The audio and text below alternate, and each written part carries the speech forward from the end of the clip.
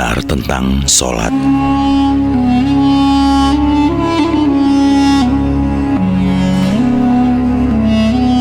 Syekh Siti Jenar merupakan sosok yang pluralis dan multikultur. Pemikiran-pemikirannya bersifat terbuka, sebagaimana telah kita lihat pada ajaran-ajaran sebelumnya.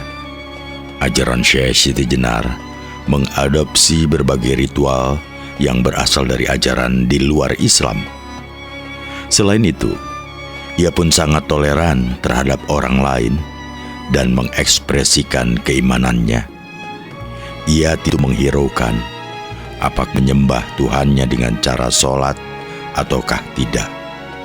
Baginya, penyembahan Tuhan tidak harus dilakukan dengan sholat saja. Banyak cara untuk menyembah Tuhan. Ia merujuk cara-cara yang dilakukan oleh agama-agama di luar Islam yang cara ritualnya berbeda dengan Islam. Meskipun pendapatnya seperti itu, dalam kesehariannya, Syekh Siti Jenar senantiasa melakukan sholat dengan tekun. Baginya, sholat adalah ekspresi dari keyakinan. Karena dalam kenyataannya, keyakinan orang berbeda-beda, maka menurutnya terserah orang melakukan apa.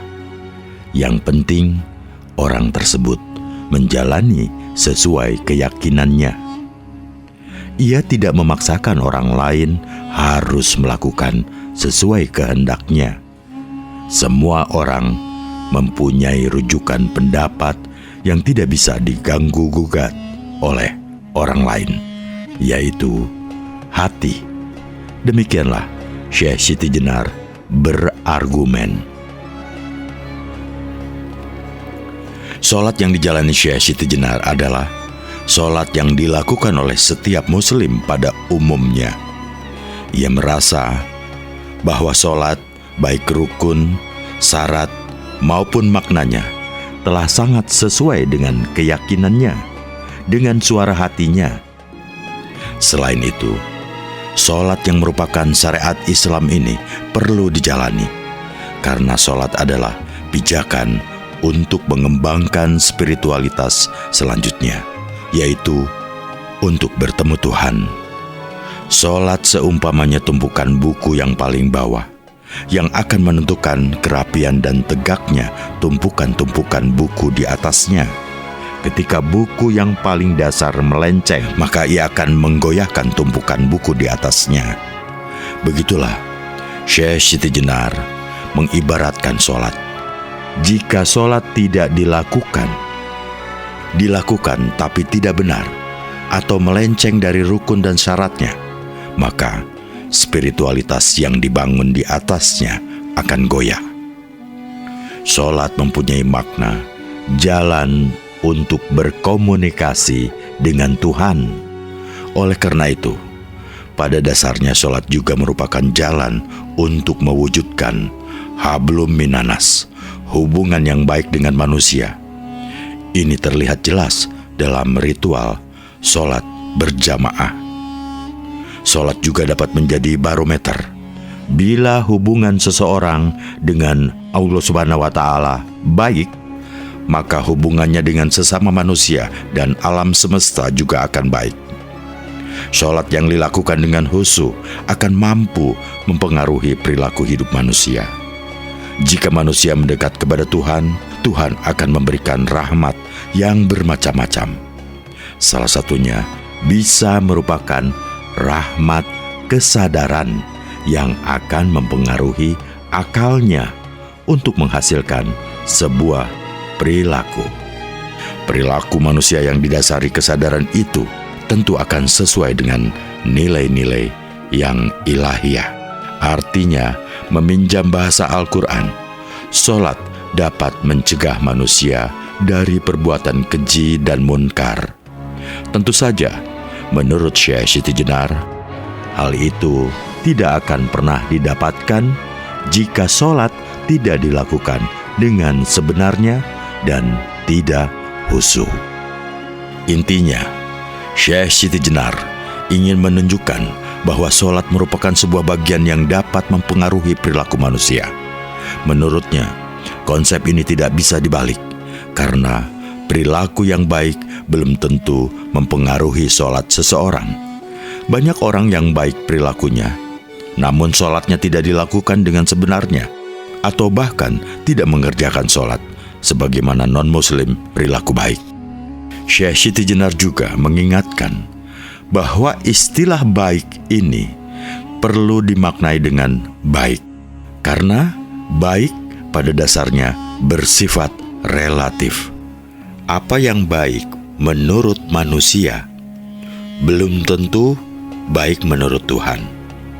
Oleh karena itu, yang disampaikan di dalam Al-Quran dalam kaitannya dengan sholat bukan tentang yang baik atau yang tidak baik. Sebaliknya, Al-Quran menggunakan istilah keji dan munkar inilah dapat diibaratkan sebagai jalan yang melenceng, kebalikan dari jalan yang lurus.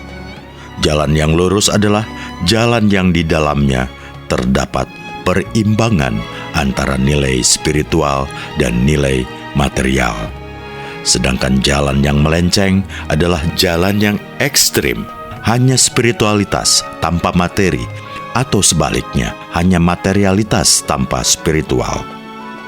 Sholat terkait dengan uraian itu dapat digolongkan sebagai sebuah perjalanan di jalan yang lurus. Waktu-waktu sholat diibaratkan sebagai tempat bersandar sementara. Artinya, waktu sholat itu digunakan untuk melepaskan beban-beban duniawi dan memfokuskan diri pada urusan spiritualitas. Pemaknaan waktu sholat sebagai titik sandar ini sejalan dengan dan menjadi dasar dari Tuhut Syekh Siti Jenar. Perihal jumlah rokaat sholat, subuh 2 rokaat, zuhur dan asar masing-masing 4 rokaat, maghrib 3 rokaat, dan isya 4 rokaat. Syekh Siti Jenar memaknainya sebagai perlambang dari kuantitas hubungan dengan Tuhan. Ketika seseorang manusia baru lahir, dilambangkan dengan sholat subuh. Kesucian manusia masih kuat, sehingga hubungan dengan Tuhan masih baik. Oleh karena itu, intensitas hubungan dengan Tuhan tidak harus banyak, disimbol dengan 2 rokaat. Menjalankan kehidupannya digambarkan dengan sholat zuhur dan asar. Permasalahan hidupnya sudah semakin kompleks. Pada saat yang demikian, sebaiknya hubungan dengan Tuhan diperbanyak atau dilambangkan dengan 4 rokaat. Setelah usia seseorang mulai menua, disimbolkan dengan waktu maghrib, yang berarti aktivitas hidupnya sudah tidak sekompleks fase sebelumnya. Jika kuantitas hubungan dengan Tuhan sedikit menurun, tidak masalah, digambarkan dengan 3 rokaat. Akan tetapi, sebelum tidur panjang, maka kuantitas hubungan dengan Tuhan diperbanyak atau dilambangkan dengan 4 rokaat. Pandangan seperti ini, menurut Syekh Siti Jenar, sebenarnya bukan suatu pandangan yang valid. Ini hanyalah pandangan yang sederhana dan sementara. Waktu-waktu sholat berikutnya, waktu-waktu sholat berikut jumlah rokaatnya juga bisa dimaknai lain. Misalnya dikaitkan dengan tawaf. Dalam tawaf, manusia senantiasa berputar mengelilingi Ka'bah, terkadang lambat. Demikian pula sholat. Jumlah rokaat dalam perputarannya sehari semalam terkadang banyak, terkadang sedikit. Yang jelas, pemaknaan waktu dan jumlah rokaat bisa sangat bervariasi dan siapapun bisa memaknai secara berbeda.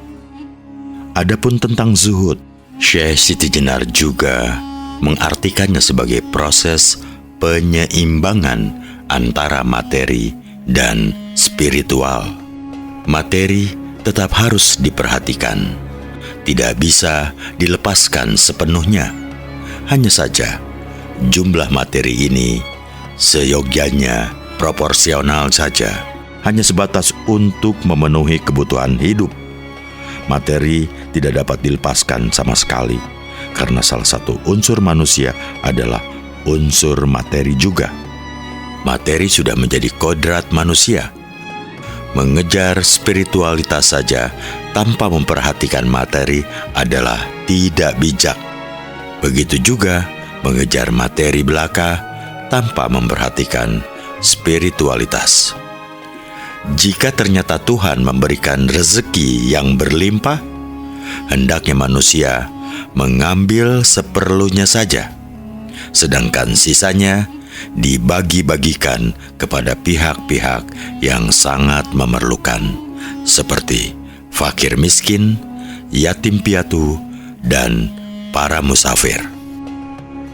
Syekh Siti Jenar tidak membatasi seorang muslim untuk menjadi kaya.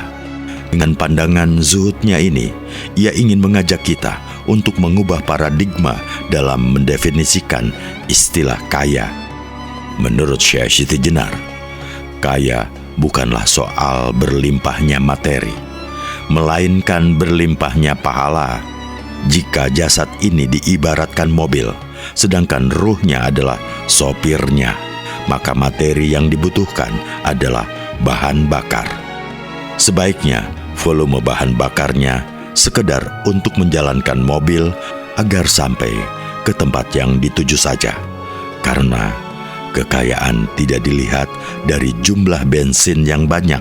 Karena kekayaan tidak dilihat dari jumlah bensin yang banyak, tetapi dipandang dari jumlah muatan yang dibawa dalam perjalanan tersebut. Barang-barang yang dibawa dalam perjalanan itulah yang disebut dengan pahala.